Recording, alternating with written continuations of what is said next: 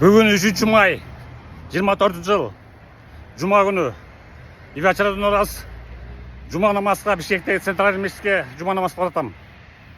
Анан Жұма намаз болғандықтан бір шариатта бір масала айтып кетейін. Ал масала мындай.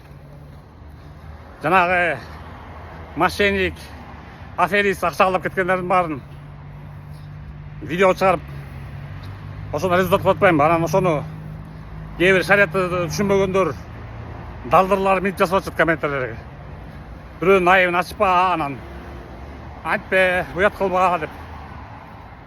Сілердің ойыңарча эмне? Ошоны жасап жатқандар. Сілердің ойыңарча эмне?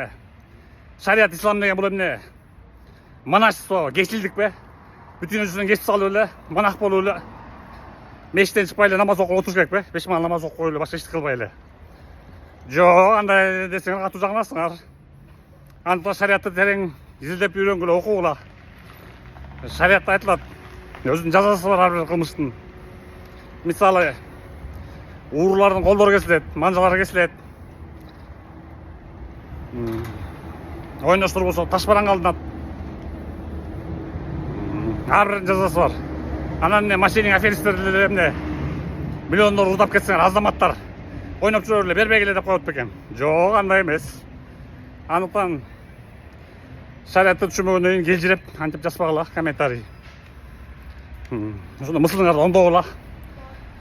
Сенин мыслыңарды Аллах билип турат. Антан Аллах ыраазылыгы үчүн мен чыгара берем. Мен Аллахтын астында өз милдетин өтөп атам. Сооп таап атам. Миллиондорду кайрып берип атам. Уже 60 миллион акчаны кайтарып берген видео аркылуу, өзүмдүн видеолорум аркылуу. Мындай 20 миллионго жакын мындай эле кайрып ачты.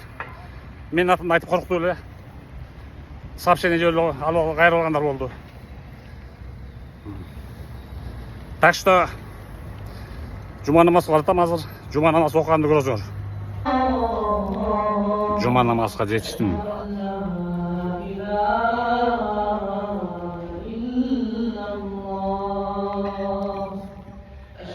Ушунака Жұма намазды болушуна окуп коюп үйгө кетип баратам.